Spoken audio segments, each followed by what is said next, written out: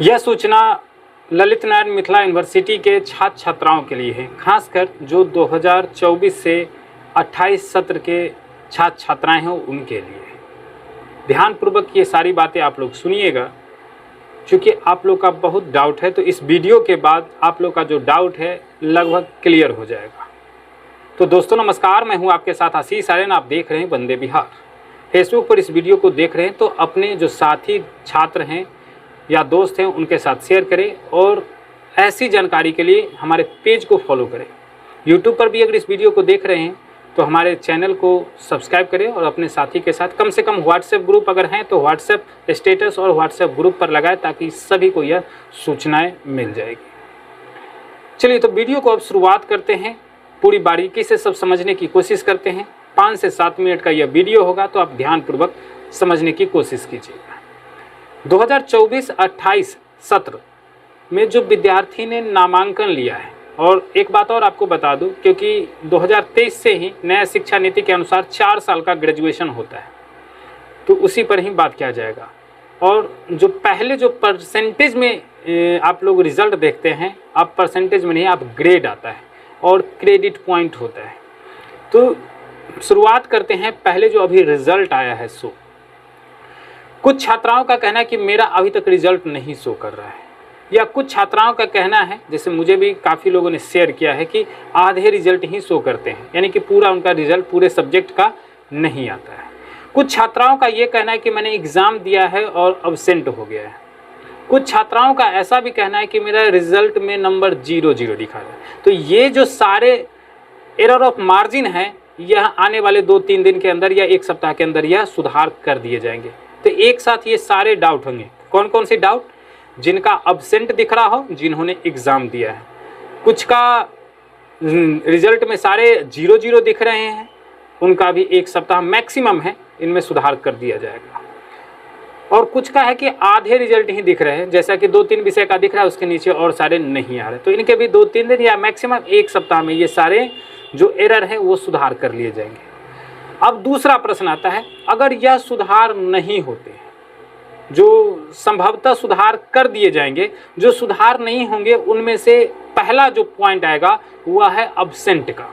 कि अगर किसी बच्चे ने कोई भी एग्ज़ाम में अब्सेंट हो गया है, लेकिन वो एग्ज़ाम दिया है, उसके रिजल्ट में अब्सेंट डाला गया है, तो इसको ध्यानपूर्वक सुनिएगा क्या करना है।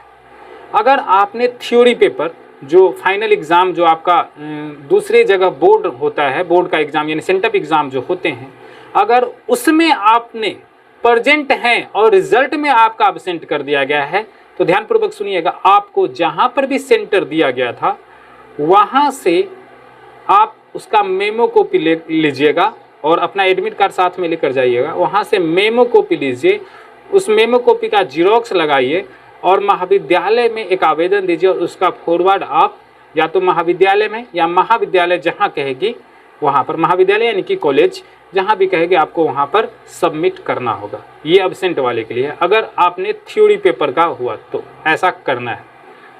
दूसरा पॉइंट, अगर मान लीजिए आपका प्रैक्टिकल एग्ज़ाम में अब्सेंट कर दिया गया है, तो संभवतः ज़्यादातर ऐसे ही बच्चे या मैक्सिमम ऐसे बच्चे हैं जिनका होम सेंटर ही प्रैक्टिकल में एग्ज़ाम था। अगर मान लीजिए एग्जाम्पल के तौर पर समझते हैं, किसी बच्चे का मोहनपुर GMRD कॉलेज का छात्र है, तो उनका प्रैक्टिकल एग्ज़ाम मोहनपुर GMRD में ही हुआ होगा। कोई छात्र अगर AND कॉलेज पटोरी का छात्र है, तो उनका प्रैक्टिकल एग्ज़ाम AND में ही हुआ होगा। और कोई RBS इंदौर का छात्र है, तो उनका RBS कॉलेज इंदौर में ही प्रैक्टिकल हुआ होगा। अगर प्रैक्टिकल एग्ज़ाम में आप लोग अब्सेंट हो गए हैं, लेकिन आपने एग्ज़ाम दिया है, तो याद रखिएगा, अटेंडेंस थ्योरी हो या प्रैक्टिकल हो, दोनों में बनता है। तो आप वहाँ पर जाकर चेक कर सकते हैं। अगर प्रैक्टिकल में आपका अटेंडेंस बना होगा, तब तो रिज़ल्ट आपका सुधार दिया जाएगा। अगर आपने प्रैक्टिकल में अटेंडेंस नहीं बनाया गया होगा, तो यह थोड़ी सी समस्या होगी, समस्या नहीं, मैक्सिमम यही समस्या होगी कि आपका रिजल्ट नहीं सुधरेगा अब्सेंट वाला। तो ये 2 डाउट क्लियर हो गया जो अब्सेंट है। अब 0 का डाउट आ रहा था सबका, तो 0 का डाउट इसलिए आ रहा था, या तो किसी विषय में आप अब्सेंट हो गए हैं, तो उसके सामने जो आपका स्कोरिंग एरिया होगा उसमें वह 0 दिख जाता है, क्योंकि आपने अब्सेंट हो गया यानी कि आपका कोई मार्क्स आया नहीं, इसलिए वहाँ पर 0 दिख रहा होगा। तो 0 वाला भी डाउट क्लियर हो गया। अब कुछ बच्चे का एक और है, जो कॉलेज में इंटर फाइनल एग्ज़ाम से पहले इंटरनल एग्ज़ाम होते हैं, उसमें भी कुछ बच्चों ने एग्ज़ाम छोड़ दिया था, अब्सेंट हो गया था, जबकि कॉलेज बार बार सूचना यह दे रही थी कि आप लोग एग्ज़ाम दीजिए, एग्ज़ाम दीजिए। तो अगर आपने, जिसको CIA कहा जाता है, अगर उस एग्ज़ाम में भी अगर आप अब्सेंट होंगे तो आपको प्रमोटेड या फेल कर दिया गया होगा, क्योंकि वहाँ पर भी अब्सेंट दिखेगा तो अब्सेंट होगा। दूसरी बात, यानी कि अगली बात जो हम कहने जा रहे हैं वह है महाविद्यालय को लेकर। महाविद्यालय भी थोड़ी सी CIA एग्ज़ाम को लेकर इंटरनल एग्ज़ाम में कंजूसी की है। अलग हम यूनिवर्सिटी का देखे हैं या कोई अलग अलग कॉलेज हैं जिसमें अच्छे खासे 30 में से किसी का 28-29 मार्क्स आए।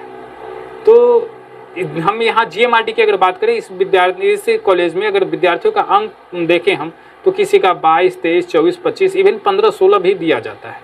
तो ये रेपुटेशन इससे कॉलेज का ही ख़राब होता है, क्योंकि बच्चे अगर ज़्यादा अंक लेकर आएंगे तो कॉलेज का रेपुटेशन बढ़ेगा। ये तो बहुत सारे बच्चों का शिकायत है भी कि मेरा थ्योरी में 70 में से 60 आया है और उसको 18 नंबर मिले हैं CIA एग्ज़ाम में। तो ये थोड़ी सी कमियां महाविद्यालय में भी है। अब अंत में बात करते हैं कि आप लोगों का जो रिजल्ट आया है समझ नहीं आ रहा है। तो पहला नंबर तो जो आपको क्रेडिट स्कोर देखना है, क्रेडिट पॉइंट, फर्स्ट सेमेस्टर और सेकेंड सेमेस्टर मिला करके आपको थर्ड सेमेस्टर का एग्ज़ाम फॉर्म भरने के लिए चाहिए 28 क्रेडिट। ठीक है, 28 क्रेडिट रहेगा तभी आप एग्ज़ाम दे सकते हैं, नहीं तो थर्ड सेमेस्टर का नहीं दे सकते। इसलिए क्रेडिट पॉइंट को आप तुलनात्मक रूप से ध्यान से देखिएगा। अगर ऐसा नहीं हो तो अगले सेमेस्टर जब सेकेंड सेमेस्टर आएगा तो उसमें और मेहनत करके आप अच्छे रिजल्ट ला सकते हैं, क्रेडिट पॉइंट को बढ़ा सकते हैं। अब कुछ डाउट ये है, क्या मेरा एग्ज़ाम में प्रमोटेड लग गया है? प्रमोटेड कहने का मतलब 30 नंबर, सर 31 नंबर शायद है थ्योरी में लाने का, किसी बच्चे का 17 नंबर, 18 नंबर, 20 नंबर, 25 नंबर आ गया है। तो ये बच्चे भी टेंशन ना ले। अगर रिजल्ट में गड़बड़ी के कारण ऐसा है तो एक आध सप्ताह में यह सुधार कर दिया जाएगा। अगर वास्तव में आपने कम लिखा है तो इसके लिए आपको मौका दिया जाएगा। जब फर्स्ट सेमेस्टर का एग्ज़ाम होगा उस समय, जो अभी 2025 से 29 वाले बच्चे एडमिशन लेंगे उनका एग्ज़ाम होगा, उसके साथ आप फॉर्म भर के वह एग्ज़ाम दे सकते हैं। तो ये सारी जो डाउट हैं आपका क्लियर हमने कर दिया है। अब अंतिम आते हैं कि हमारा कितना प्रतिशत बना, तो ये नोट कर लीजिएगा अपने, कैसे आपको यह प्रतिशत निकालना है। तो आप देखिएगा आपका पॉइंट आता होगा SGPA करके या CGPA करके आ रहा होगा, तो वह आप देखिएगा किसी का 8 पॉइंट समथिंग आ गया, मान लीजिए मैंने मान लेता है 8.50 किसी का SGPA दिया गया है।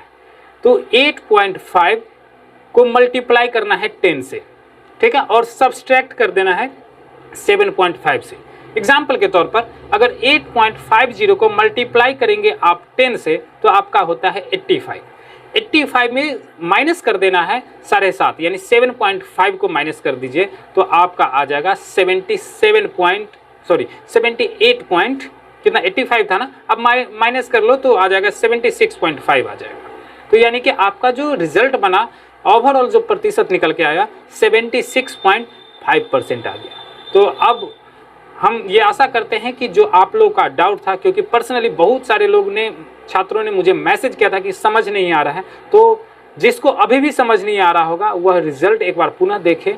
खासकर जो प्रतिशत वाला आप लोग को नहीं समझ में आ रहा है तो प्रतिशत का कैलकुलेशन जहाँ पर पास लिखा होगा उसी के ऊपर लिखा होगा पॉइंट में आपको कितना % SGPA आया है। SGPA में जितना आया उसको 10 से मल्टीप्लाई कीजिए, जो रिजल्ट आएगा उतना में से 7.5 को सब्सट्रैक्ट घटा दीजिए, वही आपका प्रतिशत होगा। आशा करते हैं अब यह वीडियो आपके लिए उपयोगी होगा। अगर उपयोगी है तो इस वीडियो को ज़्यादा लोगों तक शेयर करें, अपने छात्रों के साथ खासकर शेयर करें। अगर व्हाट्सएप चलाते हैं, फेसबुक चलाते हैं, व्हाट्सएप पर स्टेटस में लगाएं, ग्रुप में शेयर करें, फेसबुक पर भी ज़्यादा लोगों तक आप शेयर कर सकते हैं। अगर वह ऐसे नहीं समझते तो उनको आप ऐसे समझाएं, ताकि समझाने से ही आप लोगों के लिए बेहतर होगा। और एक सप्ताह तक जिसका रिजल्ट अभी तक नहीं आ रहा है वो एक सप्ताह वेट करें, और किसी प्रकार का कोई समस्या हो तो एक सप्ताह के बाद आप कॉलेज महाविद्यालय से संपर्क कर सकते हैं। अभी के लिए इतना ही, धन्यवाद।